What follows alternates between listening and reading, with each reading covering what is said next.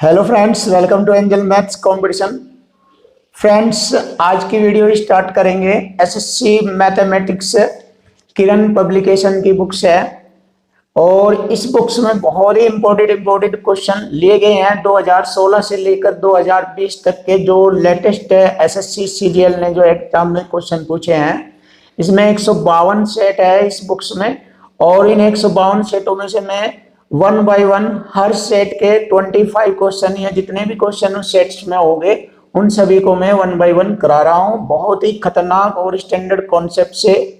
तो आइए स्टार्ट करते हैं आज की वीडियो के क्वेश्चनों को इस बुक के माध्यम से। इससे पहली वीडियो में मैंने सेट नंबर 4 के 1 से लेकर 14 तक के क्वेश्चनों को करा दिया था। तो आज की वीडियो में हम क्वेश्चन नंबर 15 से स्टार्ट करेंगे, सेट नंबर 4, और स्टार्ट करते हैं। देखिए, बहुत ही सुपर क्वेश्चन है आपके सामने। ये ट्रिग्नोमेट्री का क्वेश्चन है जिसको मैं बहुत ही सुंदर तरीके से आपके सामने हर क्वेश्चन का सॉल्यूशन दूंगा। तो देखिए क्वेश्चन नंबर 15, यदि साइन थीटा गुणा कोस थीटा बराबर 1/2 है तो sine theta minus cos theta का मान क्या होगा। और जहां पर थीटा की वैल्यू 0 डिग्री से बड़ी है बट 90 डिग्री से कम है। तो देखिए, आप इस कॉन्सेप्ट से, इस पॉइंट से भी क्वेश्चन को हल कर सकते हैं। जैसे कि इसमें दिया है कि थीटा की वैल्यू 0 डिग्री से अधिक और 90 डिग्री से कम होनी चाहिए। तो इस कॉन्सेप्ट से भी हम क्वेश्चन को हल कर सकते हैं। देखिए, तो 0 डिग्री से अधिक क्या होता है, 30 डिग्री होता है थीटा का मान, और 45 डिग्री होता है। अब हमें देखना है, दिए गए कॉन्सेप्ट में क्वेश्चन को देखना है कि साइन थीटा गुणा कोस थीटा का मान दिया है 1/2। तो ऐसा थीटा का मान लेना होगा जिससे कि हमारी लेफ्ट हैंड साइड से राइट हैंड साइड इक्वल हो जाए। तो थीटा बराबर यदि हम 45 डिग्री लेंगे तो साइन थीटा का और कोस थीटा का जो 45 डिग्री मान लिया जाएगा वो दोनों 1/√2 होगा। देखिए, यहां से हम इसको हल कर रहे हैं बहुत ही अच्छे तरीके से।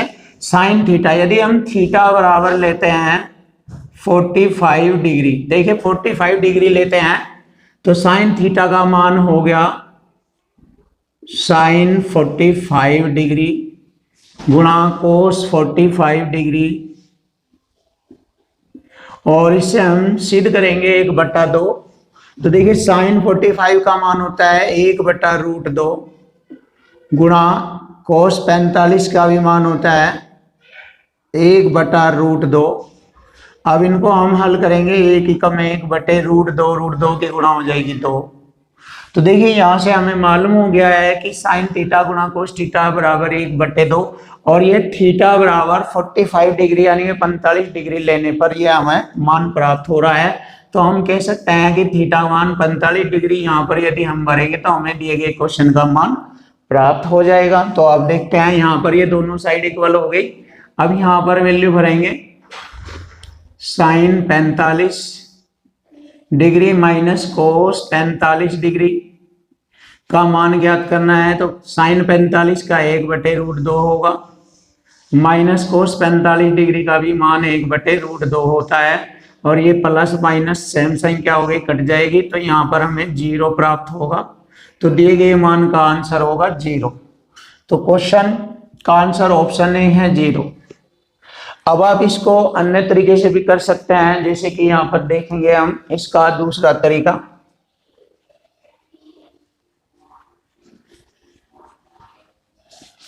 देखिए, आप इसको इस प्रकार से भी क्वेश्चन को हल कर सकते हैं। साइन थीटा गुणा कोस थीटा बराबर 1/2, 2 की गुणा कर लेंगे हम, इसमें क्रॉस मल्टी के माध्यम से ऐसे कर लेंगे, 2 साइन थीटा गुणा कोस थीटा बराबर 1। देखिए, बराबर 1। अब यहाँ पर 2 साइन थीटा कोस थीटा होता है साइन 2 थीटा के बराबर। देखिए, साइन 2 थीटा हो जाएगा इसका मान, और 1 होता है साइन 90 डिग्री का मान। देखिए, 1 किसका मान होता है, साइन 90 डिग्री। तो साइन से साइन कट जाएगा, 2 थीटा बराबर हो गया 90 डिग्री। 90 को 2 से डिवाइड कर देंगे 45 डिग्री, तो थीटा बराबर 45 डिग्री। तो हम इस प्रकार से भी क्वेश्चन को हल कर सकते हैं। और अब थीटा बराबर 45 डिग्री दी गई कंडीशन में हम भरेंगे तो हमारे क्वेश्चन का आंसर आ जाएगा sine 45 degree minus cos 45 degree. अब इसको हम हल करेंगे, साइन 45 1/√2 माइनस कोस 45 1/√2, तो ये प्लस माइनस सेम संख्या कट जाएगी तो हमारे क्वेश्चन का आंसर आ जाएगा 0।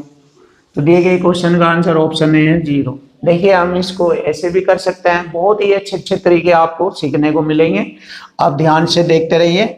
अब क्वेश्चन नंबर 16 देखिए, क्वेश्चन नंबर 16 बहुत ही सुपर क्वेश्चन आपके सामने। 100 प्रेक्षणों का माध्य 40 परिकलित किया गया। देखिए 100 प्रेक्षण होते हैं, 100 प्रेक्षणों का माध्य यानी कि औसत माध्य 40 आया है। बाद में यह देखा गया कि एक प्रेक्षण 53 के बजाय, देखो 53 के बजाय गलती से 83 पढ़ा गया था। देखो 53 पढ़ना था बट गलती से 83 पढ़ा गया, जिसकी वजह से हमारा औसत आया है 40। तो सही औसत हमें ज्ञात करना है, यानी कि सही माध्य ज्ञात करना है। तो देखो अब इस गलती को हम सुधार लेंगे। लिखना था हमें 53, लिख दिया हमने 83, तो कितना अधिक लिख दिया। देखिए अधिक देखते हैं कितना अधिक लिखा गया है। 83 में से हम 53 को घटाएंगे तो 30 अधिक लिखा गया है। देखिए 30 अधिक लिखा गया है, जब अधिक लिखा गया है तो औसत भी अधिक आया है ये। तो सही औसत ज्ञात करने के लिए हमें देखो यहां पर देखेंगे 30 जो अधिक है इसका एवरेज देखेंगे, 100 संख्याओं पर 30 कितना एवरेज बैठता है। 100 से इसको डिवाइड करेंगे, 0 से 0, 10 से इसको भाग करेंगे 0.3। देखिए कितना एवरेज अधिक इसमें जुड़ा हुआ है, ये हमने यहां से मालूम कर लिया है। 0.3 एवरेज इसमें अधिक जोड़ा गया है, तो हमें सही एवरेज ज्ञात करना है। तो इस अधिक में से ये 0.3 का एवरेज यानी कि औसत घटा देंगे तो हमारा सही औसत हमें ज्ञात हो जाएगा। 0.3 को घटाएंगे तो सही औसत हमें मालूम हो जाएगा। देखिए सही औसत, बहुत ही सुपर क्वेश्चन, बहुत अच्छी टेक्निक से आपके सामने किया गया है। देखिए इसमें से हम इसको घटाएंगे तो 39.7। देखिए 40 में से 0.3 घटाएंगे तो 39.7 हमारा सही औसत हमें प्राप्त हो जाएगा और ये हमारे दिए गए क्वेश्चन का आंसर होगा 39.7। ऑप्शन 2 हमारे क्वेश्चन का आंसर है 39.7। क्वेश्चन नंबर 17, यदि a का घन जमा 1/a का घन बराबर 2 हो तो a² + 1/a का मान बताए। देखो बहुत ही अच्छा क्वेश्चन है और बहुत इजी क्वेश्चन है। जैसे कि आप जानते हैं कि अलजेब्रा के जितने भी क्वेश्चन होते हैं उनमें सबसे ज्यादा 95% पुट द वैल्यू मेथड का यूज किया जाता है, जिससे कि क्वेश्चनों को बहुत इजी बना लिया जाता है। तो इन्हीं कॉन्सेप्ट का प्रयोग हम करते हैं। देखिए अलजेब्रिक क्वेश्चन है ये, इसमें पुट द वैल्यू मेथड देखेंगे, बहुत इजी क्वेश्चन हो जाएगा इससे। जैसे कि यहाँ पर a की घात 3 जमा 1/a की घात 3 बराबर 2 है और यहाँ पर a² + 1/a का मान पूछा है, तो हम इसमें पुट द वैल्यू मेथड देखेंगे और पता लगाएंगे a की वैल्यू क्या होगी। तो देखो a बराबर, यदि हम यहाँ पर 1 रखते हैं, देखो पुट द वैल्यू मेथड से क्वेश्चन हल हो जाएगा। और जब मैं आपको पूरा एक अलग से टॉपिक पढ़ाऊंगा अलजेब्रिक चैप्टर से रिलेटेड, तो उसमें पुट द वैल्यू मेथड बहुत ही स्टैंडर्ड तरीके से मैं आपको सिखाऊंगा। जैसे कि आपके सामने यहाँ पर आपके सामने एक पुट द वैल्यू मेथड में यूज कर रहा हूं। देखो a की वैल्यू 1 है तो यहाँ पर हम भरेंगे a की वैल्यू 1 का घन जमा 1/1 का घन 1।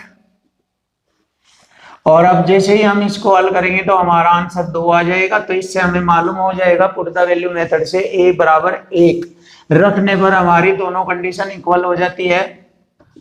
1 का घन 1 जमा 1 का घन 1 से 1 को डिवाइड करेंगे 1 और 1 जोड़ेंगे 2। तो देखिए हमारा मान 2 प्राप्त हो गया है।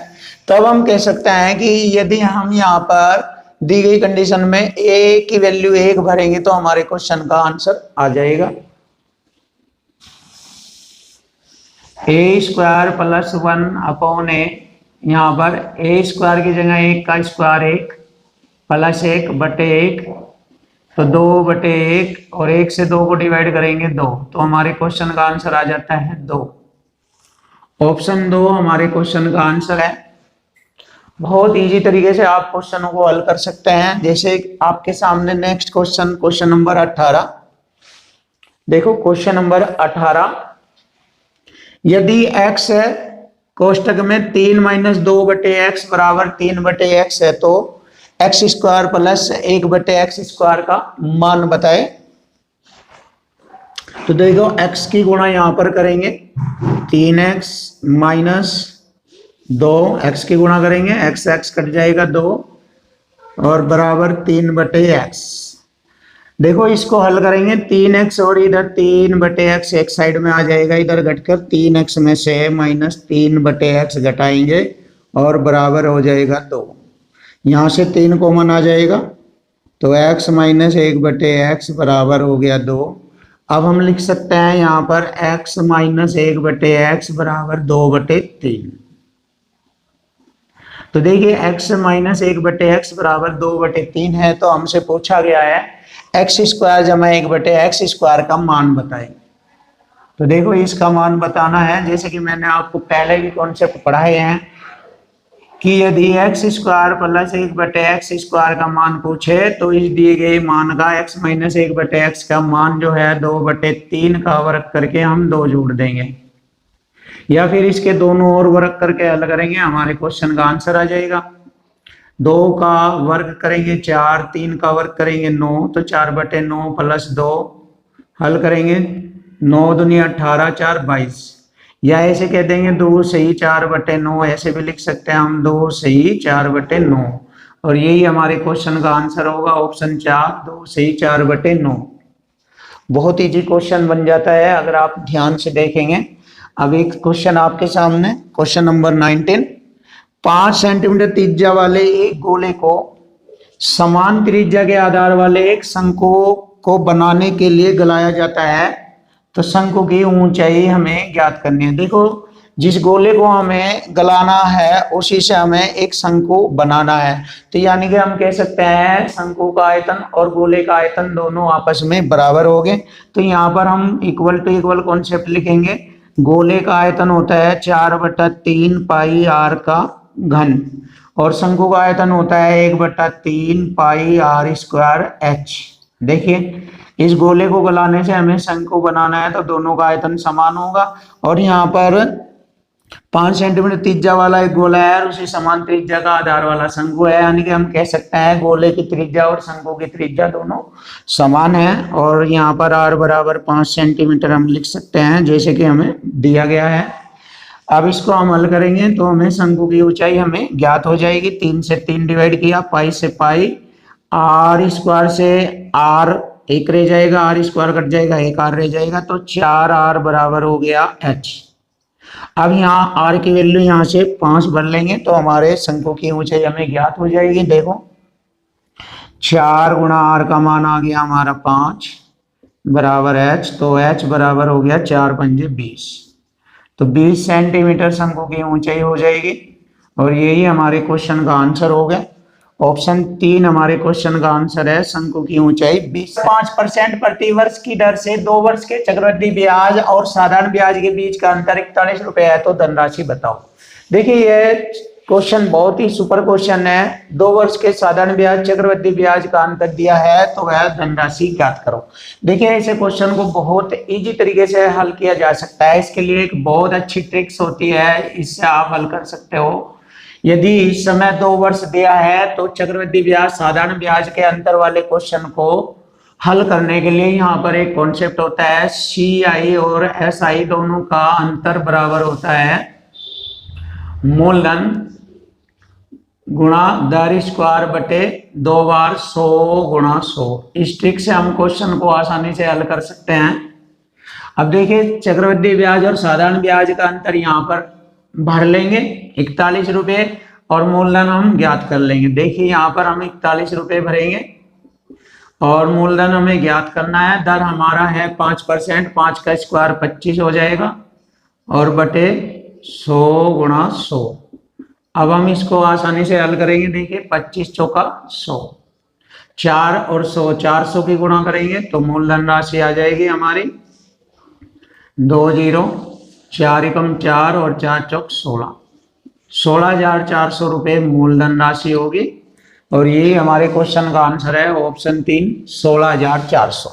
देखिए आप इस ट्रिक से क्वेश्चन को हल कर सकते हैं, और यदि आप और दूसरा खतरनाक मेथड चाहे आप उससे भी हल कर सकते हैं। बहुत ही स्टैंडर्ड और खतरनाक क्वेश्चन आपके सामने है। देखिए बहुत ही जबरदस्त, यहाँ पर अंतर बराबर अंतर से भी हम क्वेश्चन को हल कर सकते हैं। जैसे कि हमारा चक्रवृद्धि ब्याज साधारण ब्याज का अंतर है हमारा 41 रुपये, और तब हम दर यहाँ देखते हैं, दर कितना है हमारा 5%। तो 5% यदि हम दर परसेंट का ही वर्ग करें, 5 का वर्ग 25, देखिए 5 का वर्ग 25 लिखेंगे हम यहाँ 25, और 2 अंक छोड़कर दशमलव लगाएंगे तो ये आ जाता है चक्रवृद्धि ब्याज और साधारण ब्याज की दर का अंतर। और इस दर के अंतर से यानी कि ब्याज का अंतर आ जाएगा, और यहाँ हमारे चक्रवृद्धि ब्याज साधारण ब्याज का अंतर 41 रुपये है। तो हम इसको इस प्रकार से भी हल कर सकते हैं। देखिए इसको हल करेंगे, ये प्रतिशत की 2 जीरो इधर लगाएंगे और दशमलव की 2 जीरो और इधर लगाएंगे हम, और 25 से हम इसको डिवाइड कर सकते हैं। देखिए 25 से हम इसको डिवाइड कर सकते हैं, तो करते हैं। देखिए 25 का बाड़ा हम 41 पर चलाएंगे, 25 ही कम 25, तो देखिए 25 ही कम 25, 41 में से 25 घटाएंगे, 11 में से 5 घटाएंगे 6, और 3 में से 2 घटाएंगे 1, उतार लेंगे ये 0 हम, तो 25 ठीक है 150, 10 बच गया, उतारेंगे 1 0, और यहाँ पर 25 चौका 100 और 2 0, यानी कि हम इसको आसानी से कर सकते हैं। 25 से इसको डिवाइड कर सकते हैं बहुत आसानी से, या फिर इसको आप ऐसे भी कर सकते हैं। देखिए हमारे क्वेश्चन का आंसर आ गया 16,400 रुपये। यदि आपको इस तरह से काटने में दिक्कत आती है तो आप इसको ऐसे भी कटिंग कर सकते हैं। अभी दिखाते हैं, देखिए इसको हम इस तरीके से भी कर सकते हैं। देखो इसकी कटिंग करना भी बहुत आसान है। चक्रवृद्धि ब्याज साधारण ब्याज का अंतर 41 रुपये, 5 का वर्ग 25, 2 अंक छोड़कर दशमलव, ये चक्रवृद्धि ब्याज साधारण ब्याज का अंतर आ जाएगा परसेंट में। देखो परसेंट की 2 जीरो इधर, और 2 अंक छोड़कर दशमलव से बटे 100 नीचे लिख लेंगे, 25 चौका 100, और 4 की गुणा यहाँ पर करेंगे तो भी हमारा मूलधन आ जाएगा। देखिए ऐसे भी कर सकते हैं, 4 2 0, 4 एकम 4 और 4 चौक 16, 16,400 हमारा मूलधन राशि आ गया। तो आप इस क्वेश्चन को इस प्रकार से भी कर सकते हैं। और एक और इसका बहुत ही खतरनाक कॉन्सेप्ट देखिए आप, एक और कॉन्सेप्ट है इसका। वैसे तो कॉन्सेप्ट इसके कई सारे हैं, बट एक और स्टैंडर्ड दिखा रहे हैं। देखो अंतर हमारा 41 रुपये है। अब हम देखिए समय 2 वर्ष है, तो यहाँ 5% को हम कैसे लिख सकते हैं? 5% को हम लिख सकते हैं 1/20, 1/20 लिख सकते हैं हम। 5% को 1/20 लिख सकते हैं, तो मूलधन का 1/20 का समय 2 वर्ष है तो होल वर्ग हो जाएगा। समय 2 वर्ष है तो इसीलिए मैंने यहाँ पर 1/20 का वर्ग किया है। ये भी कॉन्सेप्ट है, इससे भी हम क्वेश्चन को आसानी से हल कर सकते हैं। अब देखिए इसको हम हल कर लेंगे, मूलधन राशि आ जाएगी। मूलधन गुणा 1/20 का वर्ग हो गया 400 बराबर 41, 400 की गुणा 41 में करेंगे 2 0, 4 एकम 4 और 4 चौक 16, 16,400 हमारा मूलधन राशि होगी। तो इस प्रकार से भी हम क्वेश्चन को हल कर सकते हैं। अब हम नेक्स्ट क्वेश्चन देखेंगे। ऊंचाई दूरी का ये बहुत ही अच्छा और स्टैंडर्ड क्वेश्चन है, और ऊंचाई दूरी को हम रेशो मेथड से भी हल कर सकते हैं। बहुत ही सुपर तकनीकी है। देखिए सबसे पहले मैं आपको रेशो मेथड का तरीका बताना चाहूंगा। देखिए हमारे रेशो मेथड में एक टेबल होती है जिसमें 0 डिग्री, 30 डिग्री, 45 डिग्री और 60 डिग्री व 90 डिग्री का टेबल होता है, जिसमें हम रेशो मेथड से जब हाइट एंड डिस्टेंस यानी कि ऊंचाई दूरी के क्वेश्चन को हल करते हैं तो इसमें तीन प्रमुख कोणों के माध्यम से हम क्वेश्चनों को हल करते हैं, जो कि मैंने यहाँ पर आपके लिए चिन्हित किया है 30 डिग्री, 45 डिग्री और 60 डिग्री। तो इसको हम रेशो मेथड के अकॉर्डिंग इसका कॉन्सेप्ट बताते हैं। देखिए, यदि हमारा 30 डिग्री आ जाए ऊंचाई दूरी के क्वेश्चनों में तो हम इसको इस प्रकार से दर्शाते हैं ABC, और यहाँ पर ये हमारा 30 डिग्री हो गया, यहाँ पर 90 डिग्री। तो एक कॉन्सेप्ट होता है tan 30 बराबर होता है लंब बटे आधार। देखिए, एक कॉन्सेप्ट होता है, आपने पढ़ा हो कभी 10th क्लास में, लाल बटे काका। ये हमारा tan होता है साइन कोस tan में लंब बटे आधार, यानी कि tan 30 का मान होता है, tan 30 बराबर होता है 1/√3। तो ये लंब हो गया, ये आधार हो गया 1 और ये √3 हो गया। तो ये हमारा रेशो मेथड चलेगा इसमें। और करण हो जाएगा √3 का वर्ग 3, 1 का वर्ग 1, 4, 4 का वर्गमूल 2 हो जाएगा। तो सबसे पहले आपको ये कॉन्सेप्ट समझना है। उसके बाद हमारा 45 डिग्री आता है। 45 डिग्री को भी ऐसे ही लिखेंगे हम, ABC। tan 45 का मान 1 होता है 1/1 और ये हो जाएगा √2। और ऐसे tan 60 आता है 60 डिग्री। तो tan 60 डिग्री का कॉन्सेप्ट होगा हमारा ABC। tan 60 होता है √3। tan 60 का मान होता है √3 और बटा 1 करेंगे तो लंब हो गया √3 और आधार हो जाएगा 1 और ये हो जाएगा करण 2 हो जाएगा। तो ये हमारे रेशो मेथड चलते हैं इसमें।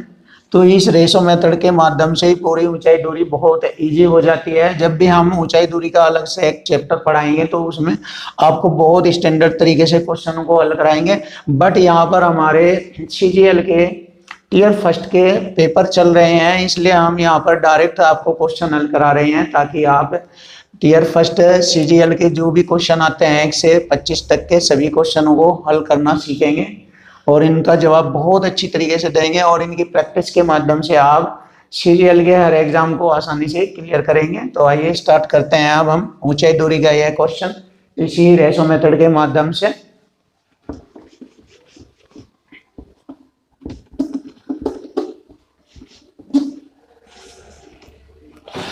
देखो, एक नदी के किनारे खड़ा व्यक्ति देखता है कि नदी पर किनारे पर लगे वृक्ष द्वारा आंतरिक कोण। देखो, एक नदी का किनारा है, ये यहां से यहां तक नदी का किनारा है और यहां पर एक वृक्ष लगा है इस एक किनारे पर। देखो, नदी पर किनारे पर लगे वृक्ष द्वारा आंतरिक कोण 60 डिग्री होता है यहाँ पर। जब वह किनारे से 36 मीटर पीछे आता है, देखो किनारे से 36 मीटर पीछे आता है तो वह देखता है कि वह कोण 30 डिग्री हो जाता है। यहाँ से देखो, यहाँ से उसका कोण कितना हो जाता है, 30 डिग्री हो जाता है। तो नदी की चौड़ाई ज्ञात करो। देखो, यहाँ से यहाँ लो, ये हमारी नदी है, नदी की चौड़ाई ज्ञात करनी है। नदी की चौड़ाई हमें ज्ञात करनी है। देखो, बहुत स्टैंडर्ड क्वेश्चन है। वैसे तो हम इसको सेकंडों में बता सकते हैं, बट करके भी दिखाएंगे आपको। एक कॉन्सेप्ट तो ये होता है, जब इस प्रकार के जितने भी क्वेश्चन आते हैं, यदि उसमें एक कोण 60 डिग्री और जस्ट इसके पीछे हटने पर दूसरा कोण 30 डिग्री हो जाता है, तो हम देखते हैं कि वह कितनी दूरी पीछे हटा है। 36 मीटर की दूरी पीछे हटा है। तो जैसे 60 डिग्री का आधा 30 डिग्री कोण बन जाता है, ऐसे ही 36 मीटर का आधा 18 मीटर हो जाता है। तो हम डायरेक्ट भी लिख सकते हैं नदी की चौड़ाई 18 मीटर है। तो देखिए, बहुत इजी तरीके से हमारे क्वेश्चन का आंसर हो गया, नदी की चौड़ाई 18 मीटर। तो हमारे क्वेश्चन का आंसर हो जाता है नदी की चौड़ाई 18 मीटर। आप ऐसे भी कर सकते हैं, लेकिन आप रेशो मेथड से भी करना सीखिए। देखिए, आपको मैं रेशो मेथड से भी इसको हल करना सिखाऊंगा। नदी की चौड़ाई 18 मीटर कैसे आएगी, देखो। सबसे पहले हम रेशो मेथड में tan 60 देखेंगे। tan 60 का मान होता है √3/1, यानी कि √3 लंब हो गया, आधार 1 हो गया। √3 और बटे 1। तो ये हो गया रेशो मेथड में इसकी वैल्यू। अब हम देखते हैं tan 30 हो जाएगा ये लंब और आधार यहाँ तक। tan 30 में मैंने आपको बताया था 1 और बटे √3, यहाँ से यहाँ तक का हो गया हमारा √3। तो ये tan 30 के लिए होता है 1 बटे √3। देखो tan 30 के लिए है ये 1 बटे √3। अब देखो इक्वल टू इक्वल कॉन्सेप्ट से हम इसको हल करेंगे। ये हमारा रेशो है, ये भी रेशो है, और ये भी रेशो, ये भी रेशो है। देखो ध्यान से देखो tan 60 के लिए यही वैल्यू √3 है और tan 30 के लिए यही ऊंचाई जो है 1 है। तो ये हम कह सकते हैं यहाँ ये आपस में एक दूसरे के बराबर है। तो आप देखो बहुत अच्छी तरीके से देखो, एक बार इसको हम आसानी से हल करेंगे। यहाँ से यहाँ तक की दूरी होगी 36 मीटर जमा 1 बराबर हो गया √3 के। तो बराबर √3 के हो गया। देखिए √3 के बराबर हो गया 36 मीटर जमा 1। ये एक रेशो जो है ये हो गया हमारा 36 मीटर जमा 1। और यहाँ से हम देखते हैं 1 के बराबर √3 है, तो यहाँ पर 1 √3 होता है। ये देखो ध्यान से 1 √3, इसको हम 1 √3 लिख सकते हैं या मानते हैं 1 √3। तो 1 की वैल्यू होती है √3, तो मैं यहाँ पर √3 की गुणा करूंगा। तो √3 3 अनुपातिक मान में हो गया। 1 ये हम इधर लाकर इसको घटा देंगे और बराबर 36 मीटर। तो 3 में से 1 घटाएंगे 2 बराबर 36। तो देखिए 2 ही कम 2 और 2 से 36 को काटेंगे 18। तो 1 रेशो के बराबर हो गया 18 मीटर। तो यहाँ हमारा यहाँ से यहाँ लोग की नदी की चौड़ाई 1 रेशो को दर्शाती है जिसकी वैल्यू 18 मीटर है। अतः हम कह सकते हैं कि नदी की चौड़ाई 18 मीटर है और यही हमारे क्वेश्चन का आंसर होगा। तो हम ऊंचाई दूरी के क्वेश्चनों को रेशो मेथड से बहुत इजी तरीके से हल कर सकते हैं।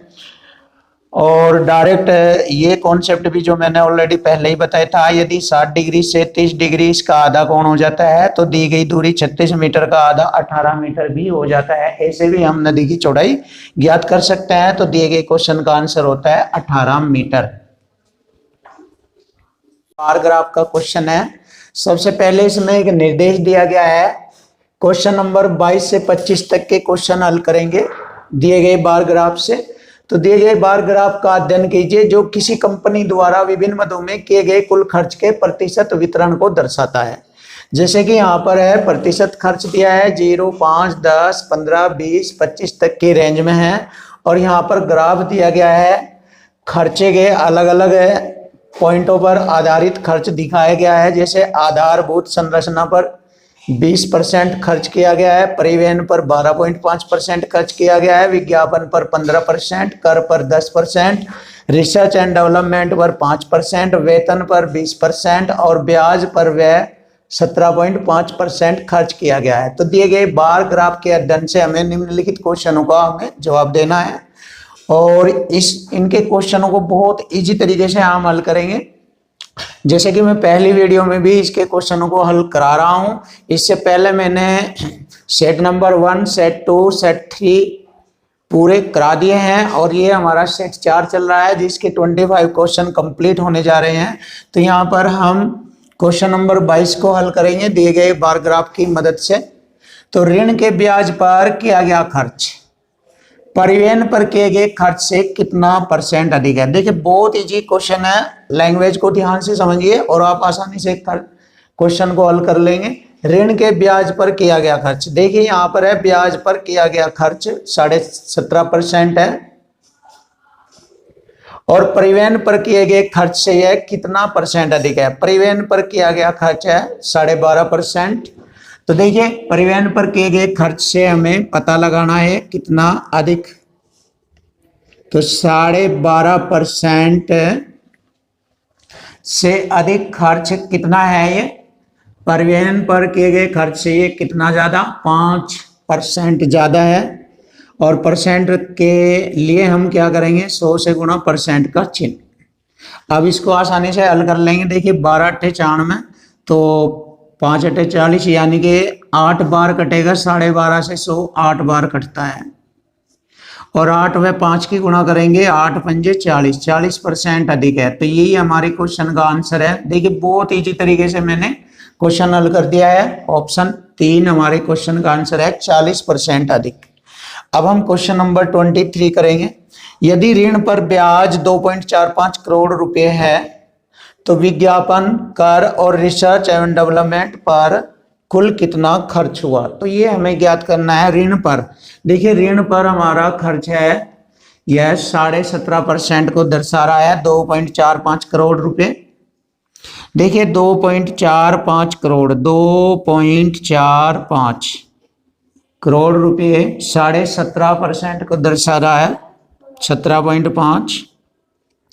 तब हमें पता लगाना है विज्ञापन, कर और रिसर्च डेवलपमेंट पर कुल कितना खर्च हुआ। तो देखिए विज्ञापन का हो गया हमारा 15%, कर का हो गया 10% और डेवलपमेंट का हो गया 5%। तो टोटल हो गया 30%। तो देखिए 30% इन तीनों का है, तो इन पर कुल कितना खर्च होगा। 30 पर कुल खर्च निकालना है, कितना करोड़ रुपया खर्च होगा। तो यहाँ से हमारे क्वेश्चन का आंसर आ जाएगा। देखो अब इसको हम हल कर लेंगे। 2 ही दशमलव यहाँ पर बना लेंगे, 2 अंक छोड़कर दशमलव जैसे यहाँ पर है इसी प्रकार यहाँ कर लेंगे, एक जीरो लगाकर। अब दशमलव से मैंने दशमलव हटा दिया, एक जीरो से जीरो काटा। अब इसको मैं छोटा करता हूँ। देखो 5 से कटेगा ये, 5 ये 15, 2 5 पंजे 25। अब 5 से 5 चौक 20, 5 9 45। 7 से कटेगा, 7 पंजे 35 और 7 सती 49।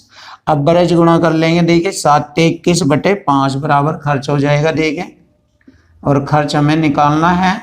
देखो 3 सते 21/5, 21/5 हम इसको हल करेंगे। 5 चौक 20, पॉइंट लगाएंगे, 5 दूनी 10, 4.5 करोड़ रुपए खर्च होगा। और यही हमारे क्वेश्चन का आंसर होगा, 4.5 करोड़ रुपए। ऑप्शन 2 हमारे क्वेश्चन का आंसर है। क्वेश्चन नंबर 25, यह आधारभूत संरचना और परिवहन पर कुल खर्च तथा कर और ऋण के ब्याज पर कुल व्यय का अनुपात ज्ञात करना है। देखिए बहुत ही अच्छा क्वेश्चन है। हम देखते हैं आधारभूत संरचना और परिवहन पर कुल खर्च।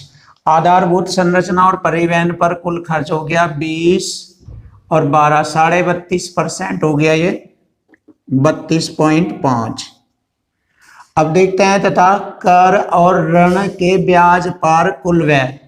कर है 10 और ब्याज पर ऋण है 17.5, तो 10 17.5 हो गया 27.5, 27.5 पर कुल व्यय का अनुपात हमें ज्ञात करना है। देखिए इन दोनों के खर्चों का अनुपात हमें ज्ञात करना है। तो बहुत इजी क्वेश्चन बन गया हमारा ये, हमें इनका अनुपात बताना है। अब इसको हम हल करते हैं। दशमलव से दशमलव हट गया, 5 छंग 30, 2 5 पंजे 25, 5 पंजे 25, 5 पंजे 25 और 5 से फिर काटेंगे छोटा करने के लिए, 5 से 13 बार, 5 से 11 बार। तो 13-11 का रेशो होगा। हमारे क्वेश्चन का आंसर ऑप्शन 4 है, 13:11। अब हम नेक्स्ट क्वेश्चन करते हैं। देखो यदि कंपनी का कुल खर्च 20 करोड़ रुपए है तो वाहन और वेतन पर व्यय का अनुपात बताना। देखो वाहन और वेतन पर कुल व्यय का अनुपात, वाहन यानी कि परिवहन पर 12.5 हो गया और वेतन पर हो गया हमारा 20। अब इन दोनों का रेशो हमें ज्ञात करना है। 1 दशमलव से मैंने यहाँ 0 लगा दिए, 1 अंक छोड़कर दशमलव, इधर 1 0। अब काटेंगे इसको, 25 पंजे 125 अठे 200। बहुत इजी तरीके से मैंने क्वेश्चन को हल कर दिया, 5:8। और यही हमारे क्वेश्चन का आंसर हो गया ऑप्शन 3, 5:8। तो यदि फ्रेंड्स हमारी वीडियो आपको अच्छी लगी है, पसंद आई है तो कमेंट करें, शेयर करें और हमारे चैनल को सब्सक्राइब करें, बेल आइकन का बटन दबाएं जिससे कि हम आपके सामने अच्छी अच्छी वीडियो पेश करते रहें। थैंक यू, धन्यवाद, वेलकम।